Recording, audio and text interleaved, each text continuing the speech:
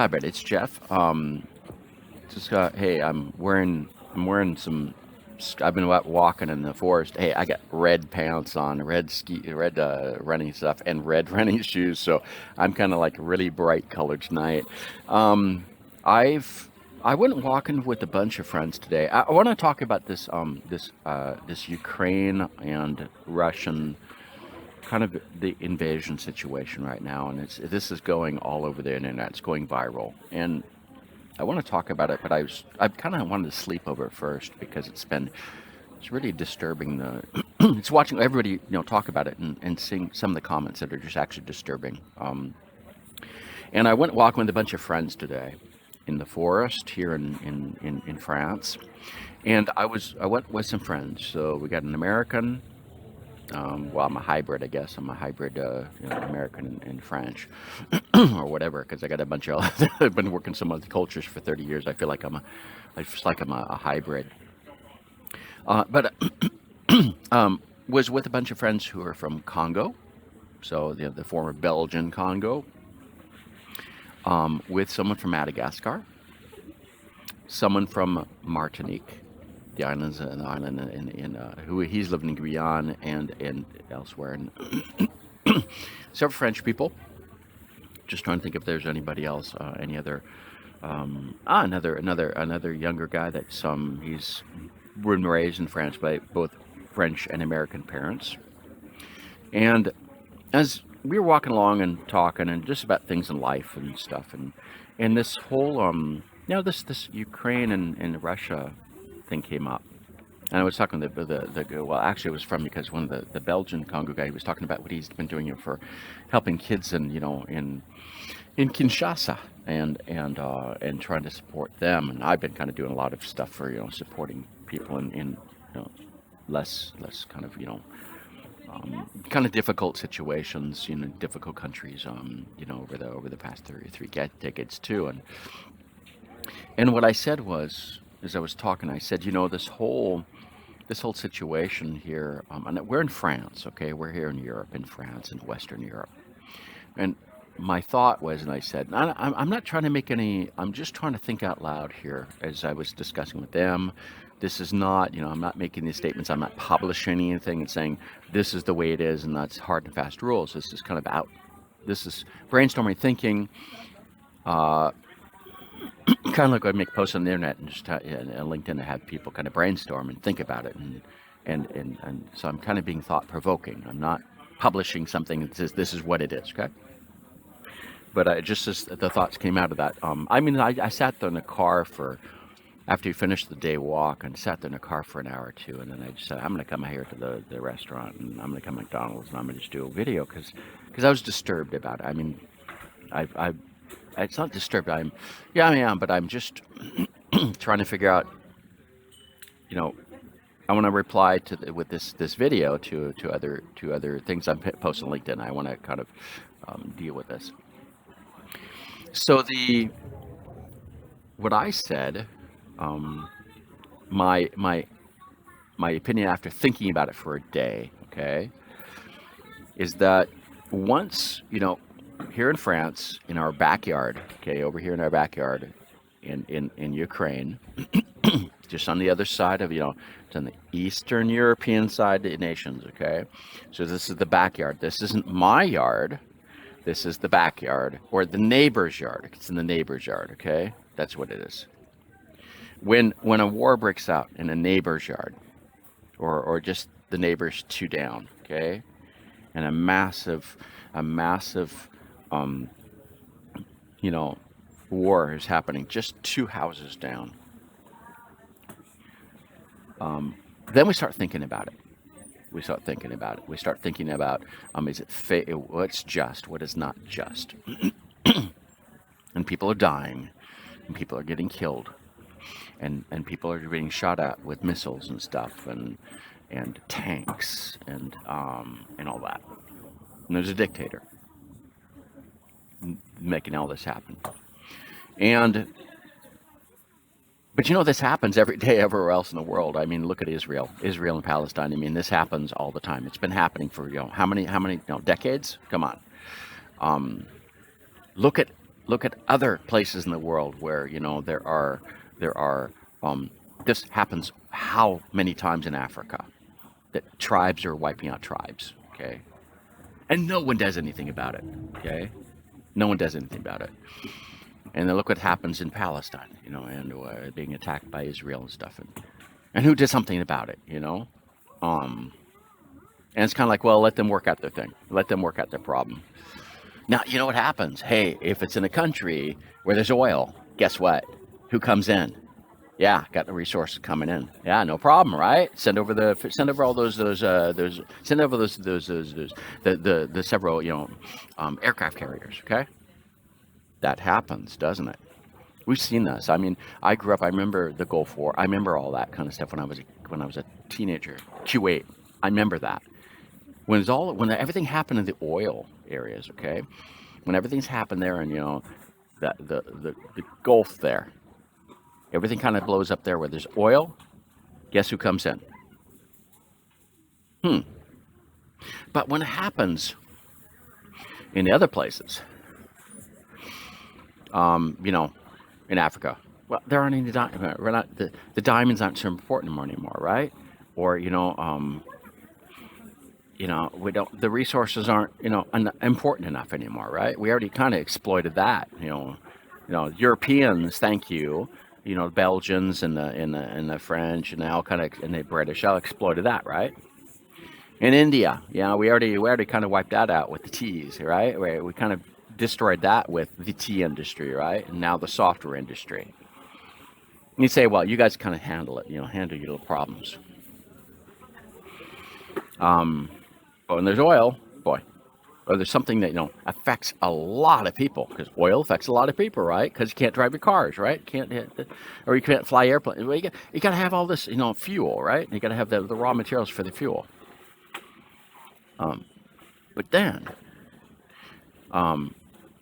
what happens now if for Europe? And I mean, we've been seeing, the president of the European Commission, European Union, has been talking. I mean, I've been kind of seeing this on Facebook. I haven't been watching everything because I don't want to get, so watching everything that you just caught into it. I want to, talk to people too. But it's getting to the point where there's so many posts on LinkedIn. It's like we can't let this happen. Can't let this happen. Well, you know what? This is happening everywhere, every day. People are dying everywhere.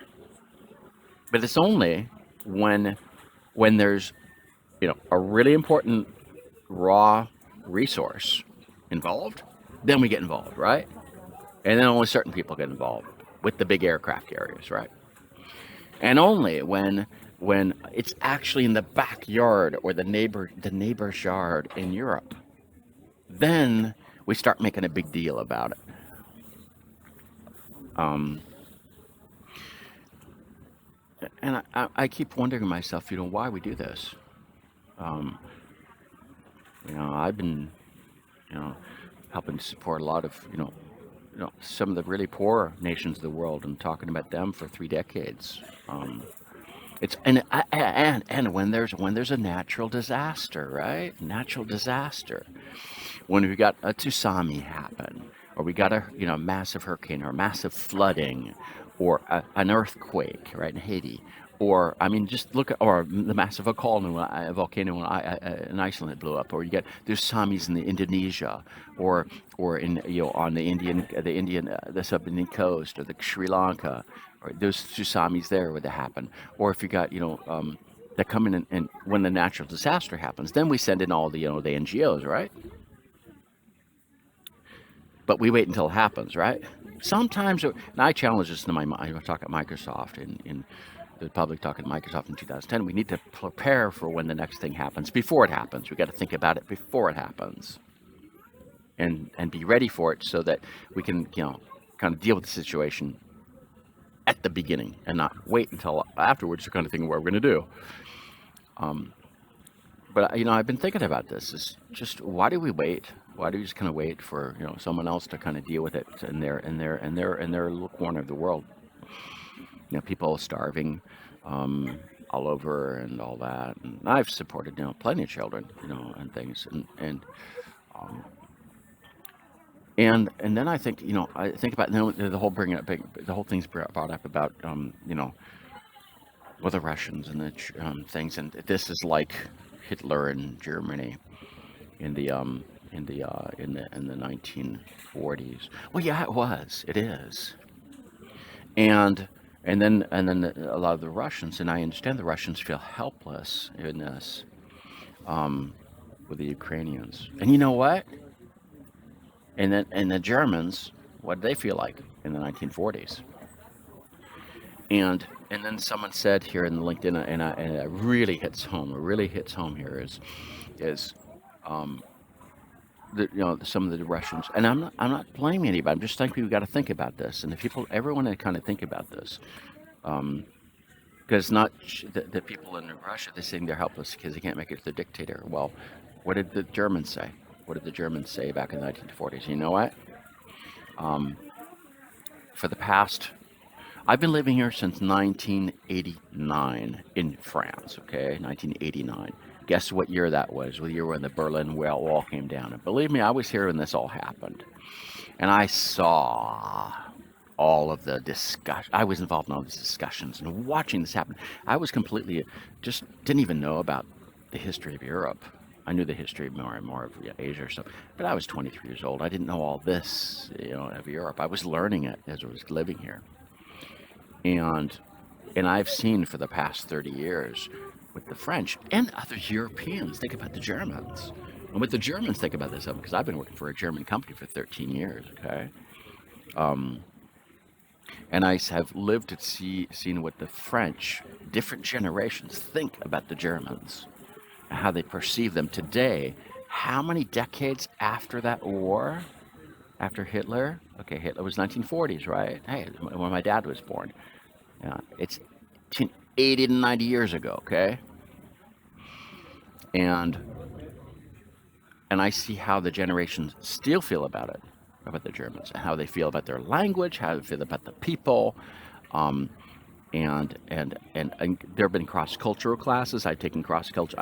I'm a cross-cultural person. I take a lot of cross-cultural classes on different cultures and stuff in different companies. And I've read a lot of stuff for the companies. And every time I have a customer or something, they give me their cross-cultural classes for their company too. And it all points to the same thing. Okay, when you look at the German culture, there are certain number of traits, and they come out, and it's very clear. Um, and I've actually been doing, over the past few months, I've been want to write an article working with the Germans, which is going to be the follow-up of my article of my working with the French, which I already wrote. And I've already got the one on working, well, it's not called, it was the one that's called Understand the Values of Americans in 1993.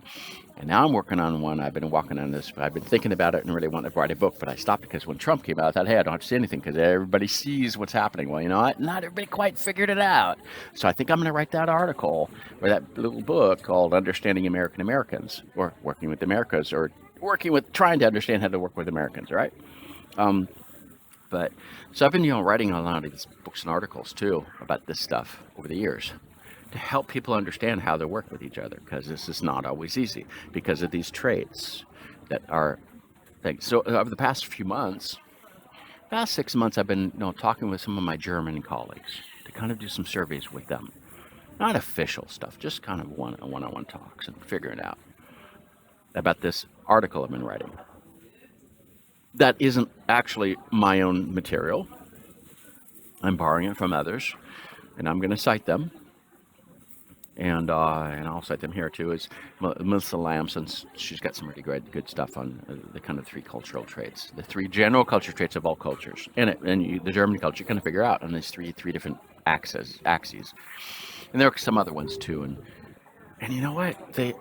As I begin to bring these up to my German colleagues and ask them what they think about it, they all admit at different ages, they're folks my age and folks younger, they all admit that the things are true.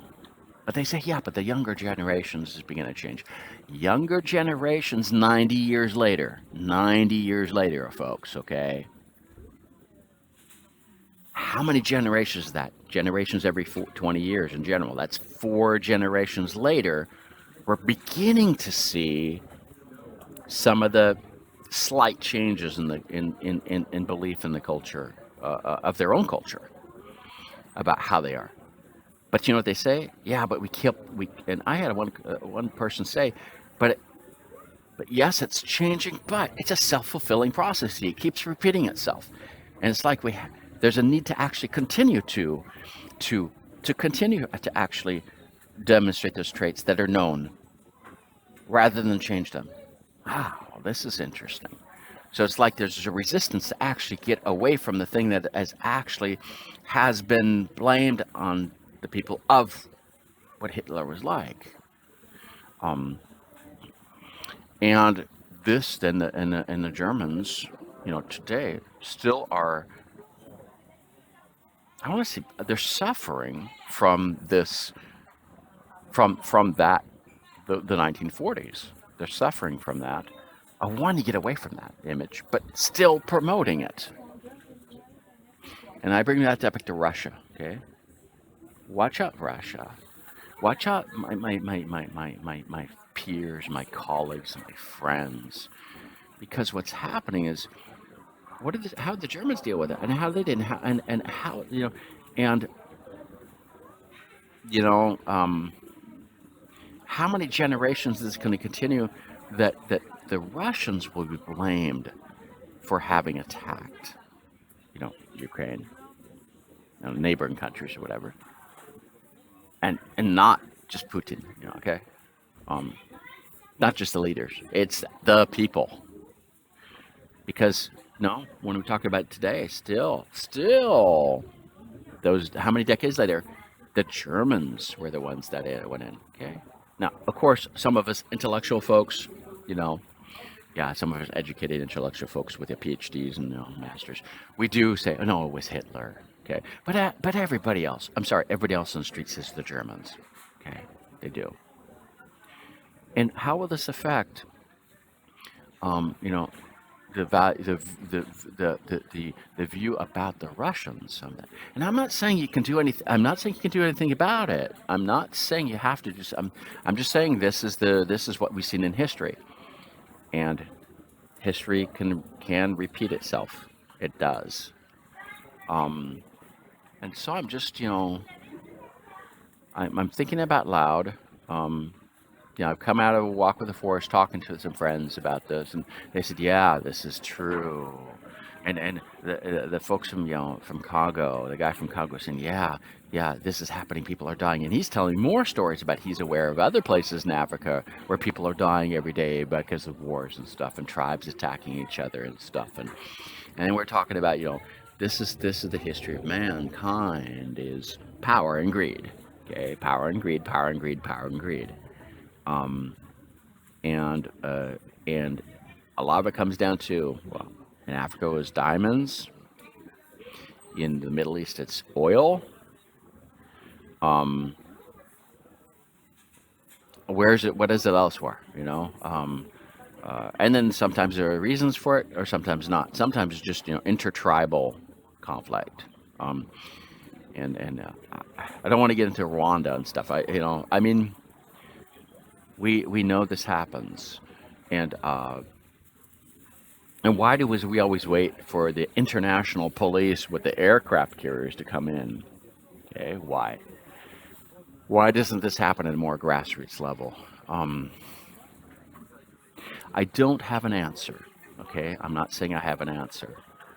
I'm just bringing up some points to make us think about how this continues to haunt generations, decades later, like for Germany, and how this needs to do for other ones where this war is actually going to begin to kick off a series of events or things that will continue to that for a series of who knows how many decades. And this is not something that's been just for Europe for the past 100 years. This has been going on for how many millennia? I mean, really, really, really. I know enough about European history. I did a French degree. I did European history. I did 2 degrees specialized in historic history, European and Middle East history, and then French, a degree in French with French literature and history, and so I know the dates going back. I actually tell my kids before their teachers tell them what French history, because my kids are French, okay, and I talk about that and tell them the history of things, and I tell them things they don't learn in school. I tell them I'm teaching them things they don't learn in school, because the French people that live in France don't understand it from an outsider's perspective, and I do. And I looked at comparative history. So I think about this. I think about how we can, what were all the events that are happening in parallel across all these different empires in the same time and doing that. And I think about these things, and I'm looking at it again, and it's just watching today, and how can we how can we as a world of 8 billion people speaking 7,000 languages across how many ethnicities? Yes, I saw somebody who said, "Oh, and we're not ethnicity, I'm a nation." No, no, it's not that. We're just. I mean, it's a mixture of things. It's very difficult to explain all this. It's very difficult to put this in the compartments. Okay, um, but how can we deal with the current? How can we learn from the past, deal with the present, and move into the future with handling these types of things that are where we destroy ourselves. Okay. Um, and then think about that movie. I'm gonna keep bringing up this movie, the movie Arrival, where the aliens come. And what was the purpose of the movie? What were the aliens trying to tell? What were they trying to tell the people on Earth? Um, I'm not going to tell you that. I'm not going to do a spoiler of that for you. You want to watch the movie because it's really good, because it is the answer to what I'm discussing here, okay? It's the answer. You got to watch the movie. It's about, it's less than 2 hours long. It's really good. Arrival, called Arrival in English. It's about the aliens that come and the big monolithic, stones and stuff. And the ships that look like big rocks. In some languages, this might be called first contact. In French, it's actually, the translation is first contact in French, but the movie's Arrival, the original version. Get it what you can. Watch the movie. And watch near the end. You got to go to the end of the movie to understand what the message was the aliens were telling the people on Earth. I think that's the message today that we're getting, is that movie is telling us what we need to do. Um, and yeah, it's irrelevant to this thing today with Ukraine, and it's all about it. It's very it hits home. Again, I don't have the solution. Or again, the only solution is go to watch the movie. Go watch the movie, and maybe go watch a few other movies too, like Saving Private Ryan. Okay, that's a pretty hits home movie of reality, purpose, and life. Um, so don't watch the Marvel Comics movies. Okay, none of the science fiction stuff. This isn't real. The real stuff is where we as people are faced with what history has shown us, and what we're doing today. And so I encourage you to kind of think about it, stop and discuss with people, discuss with friends. Don't go up and start blasting stuff on the internet. Take a step back, think about it. In French, we say that sleep kind of helps. Taking a good night's sleep is beneficial to talking the next day.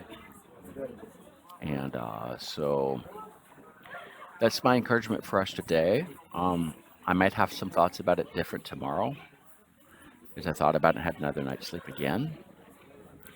But I don't, again, I don't have any script here, okay? I don't have a script. And yes, it's been long, because we're talking about some pretty deep stuff here. Deep stuff. And stuff that we should all be thinking about. So I just, this is, take the time to deal with it. Take the time to, and I do want to encourage all of my friends, my colleagues, my cousin, okay, who's Ukraine, from Ukraine. Um, my friends, my peers, my colleagues from those countries and those two countries in the world right now. Um, I just really I want to give you my thoughts, prayers, whatever you want to call them, um, encouragement to get through these times. Um, with all that's going to happen, and with all the things that we're going to be blamed for in the future because from other countries and stuff, um, and for all of us that are outside, we're in the others, we're two houses down, right? Because that's our backyard. That's the little war happening over in the thing.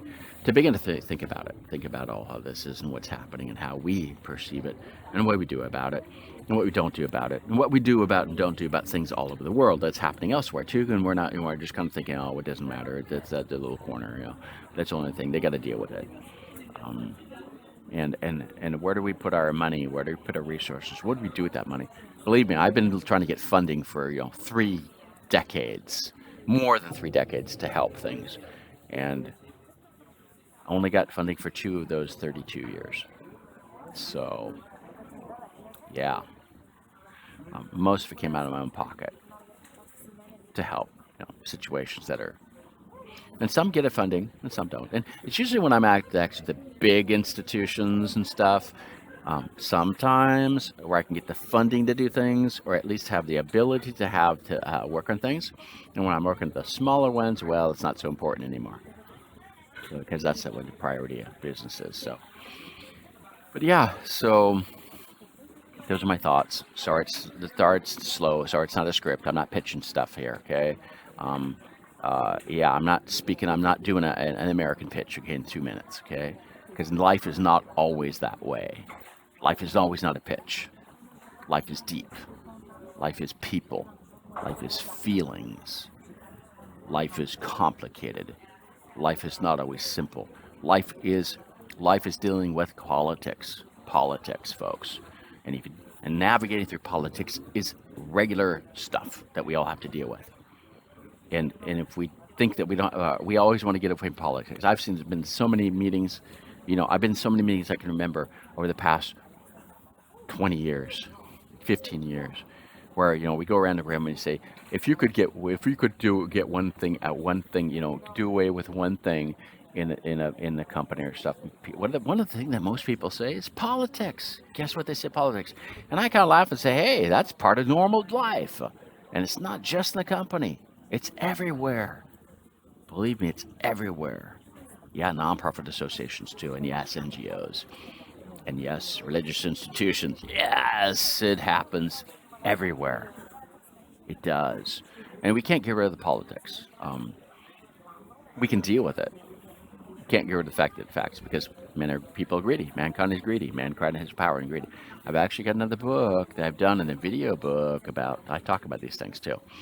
I'm not going to promote that here, okay? I'm just going to mention I did it. That's all. But yeah, these are deep things. These are deep things, and I encourage you to dwell on the deep things and to deal with them. How you perceive it, how you deal with it, and how you talk to others about it. And think first before you pull the trigger of your keyboard to make a comment, okay? Because how are you being perceived? How are you being perceived by others, and what will be the impact on the other people?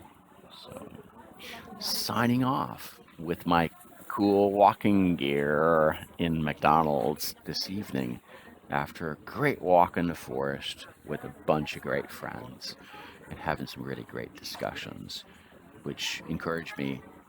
And it sounds like we all were encouraged by each other. So I hope we can encourage you and to encourage others too. Thanks. Bye.